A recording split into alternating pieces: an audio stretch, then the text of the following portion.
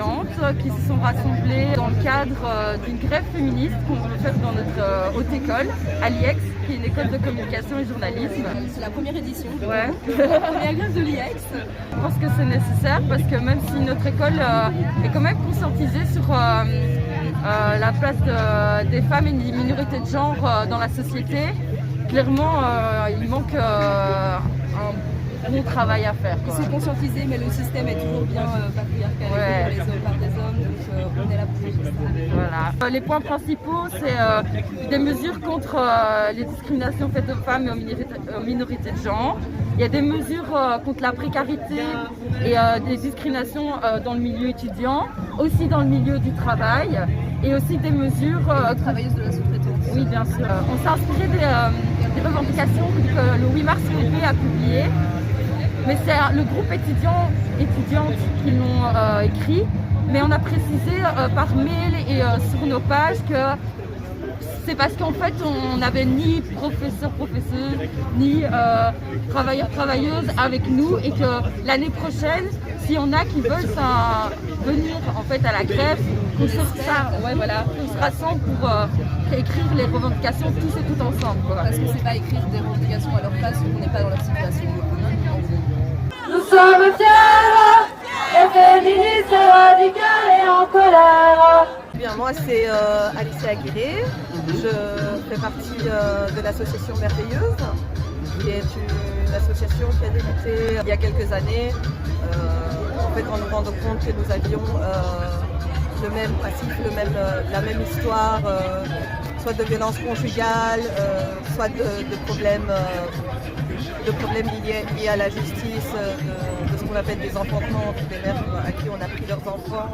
Et on subissait tout en fait, le machisme, le sexisme et la non prise en compte des violences systématiques à l'encontre des femmes dans les tribunaux et notamment au tribunal de la famille. Et donc c'est pour ça qu'on a décidé de venir, de s'accompagner en fait dans nos procès divers.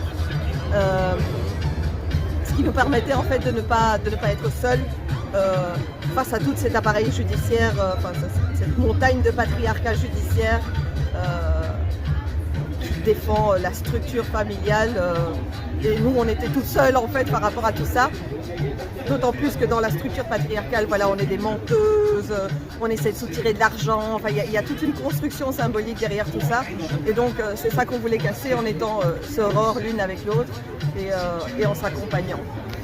En ce qui concerne nos revendications, eh bien, il existe la Convention d'Istanbul qui a été ratifiée par la Belgique en 2016, qui a été mise en application le 1er juillet 2016 et depuis, eh bien, il y a énormément de choses qu'on attend toujours, notamment que les violences desquelles les enfants sont témoins soient prises en compte comme des violences qu'eux-mêmes vivent, parce qu'une violence vécue à l'encontre de la mère peut être un traumatisme très très fort pour l'enfant et ça n'est pas du tout tenu en compte. Il y a des enfants qui sont obligés d'aller voir, qui ont des gardes alternées une semaine sur deux alors qu'ils se retrouvent avec un agresseur potentiel et un agresseur, en tout cas eux l'ont connu comme ça.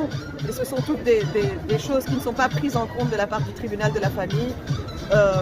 Un meilleur accueil, un accueil humain, la prise en compte des violences, la prise en compte des situations économiques à l'heure de juger par rapport à une pension alimentaire, par rapport à des frais extraordinaires, une énorme paupérisation des femmes monoparentales qui élèvent à grande majorité seules leurs enfants. Et donc voilà, c'est pour toutes ces raisons-là que nous sommes là aujourd'hui, 8 mars, journée internationale pour défendre les droits des femmes. Plus jamais seul, plus jamais seul, plus jamais seul, plus jamais seul, plus jamais seul, plus jamais seul, plus jamais seul. Break the fucking silence.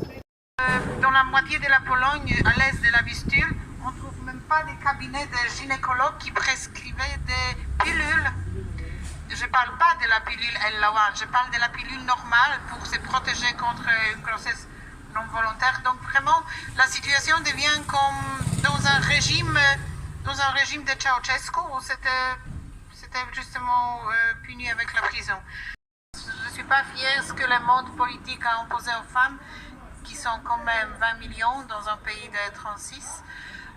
Donc ces 20 millions de femmes, leur situation devient de plus en plus pénible. C'est le mot qu'il faut dire que c'est comme Honduras, c'est comme Salvador, c'est presque la Malte, la nouvelle Malte européenne. Donc depuis un an, l'avortement est presque interdit, presque dans tous les cas. Donc c'est juste une petite porte s'ouvre si la santé des femmes est en danger, mais on a vu ces derniers mois que pour deux femmes officiellement, cette porte ne s'est jamais ouverte. Il y a deux jeunes femmes de 30 ans, quelque chose, qui sont mortes parce qu'on ne les a pas fait avorter. Je suis ici avec le frontière de Strike Kobiet, donc un mouvement féministe, un mouvement qui cherche à changer le gouvernement, la situation en Pologne. Ça ne suffit pas de crier solidarité avec les femmes du monde entier. La solidarité concrète, c'est en luttant nous-mêmes contre nos propres gouvernements, contre les institutions qui nous oppressent et en formant des solidarités concrètes au niveau international, notamment en permettant le transfert de pilules abortives, notamment en permettant, en luttant pour la régularisation de toutes les personnes sans papier, qui est à la base du droit et de l'accès à la santé. Alors dans les recommandations concrètes par rapport à l'avortement, dire clairement le délai de réflexion, s'il vous plaît, à la poubelle. Parfois on nous rétorque que ce délai de réflexion, il permet d'accompagner les femmes qui en auraient besoin. Mais en fait, on n'est pas contre le fait d'avoir des moyens pour un accompagnement en fonction des besoins des personnes. Donc il faut un accès gratuit à la contraception et à tous les types de contraception. Vasectomie gratuite, contraception thermique gratuite, pilule gratuite et bien sûr la formation des médecins. Comment ça se fait que la pratique de l'avortement n'est pas dans les formations générales de tous les médecins? C'est une spécialisation, excusez-moi, mais la question des droits sexuels et reproductifs, ça concerne la moitié de la population. Ça demande des moyens, parce que parmi, je suis sûre qu'en face de moi, il y a plusieurs formatrices, accompagnatrices IVG. Les formations, ça ne peut pas se faire avec un mi-temps CDD, on ne peut pas faire de la formation. Il faut des moyens structurels, de l'investissement, des budgets. On pense avec Féminisme Hier qu'on y arrive par la lutte, en descendant dans les rues, en faisant des alliances entre les travailleuses qui se mettent en grève et qui se mobilisent, entre le mouvement féministe, entre toutes les femmes qui sont concernées par la question du droit sexuel et reproductif. Tout ensemble, on se mobilise et on impose nos revendications. C'est comme ça que ça marche. La question de la grève, elle est fondamentale. Et la question de la grève féministe est d'autant plus fondamentale qu'elle fait le lien avec le travail salarié qu'on fait et le travail qu'on fait à la maison, qui fait le lien avec la question de la reproduction et la question de ce qui enrichit d'autres que nous. Anticapitaliste. Moi, je m'appelle Sarah Parkinson, je suis travailleuse en centre de planning familial et accompagnatrice IVG. Et je suis administratrice au GACEPA, qui est le groupe d'action des centres extra-hospitaliers qui pratiquent l'avortement. Et aujourd'hui, on est au centre de planning familial Séverine, parce qu'il y a un appel à la mobilisation qui a été lancé par le GACEPA pour une nouvelle loi IVG, puisque, comme on le sait, le projet de loi IVG déposé par une grande majorité de partis est passé sous silence depuis plusieurs temps, et que nous, on milite au GACEPA pour que cette loi passe.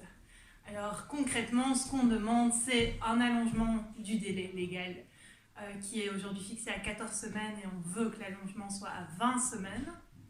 On veut la suppression du délai légal de réflexion qui n'est en fait pas très légal, si je puis dire. Et la suppression de toute possibilité de poursuite pénale envers les médecins et les femmes et personnes enceintes. Et donc aujourd'hui, en ce 8 mars 2022, on a fait un appel à la mobilisation et à la grève féministe pour les travailleuses de planning et les praticiens-praticiennes de l'avortement, pour montrer qu'en fait,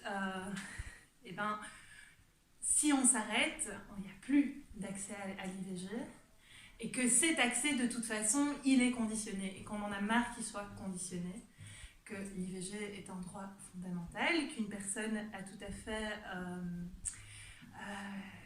le droit de décider si elle veut être enceinte ou pas, si elle veut être mère ou pas. Et donc c'est nécessaire, malheureusement encore à l'heure actuelle, de se mobiliser pour ça. Et la grève fait partie d'une possibilité de mobilisation.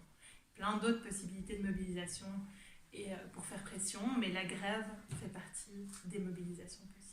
Plus chaud que les machos! Chaud, chaud, chaud! Plus chaud que les machos! C'est tout! C'est plus!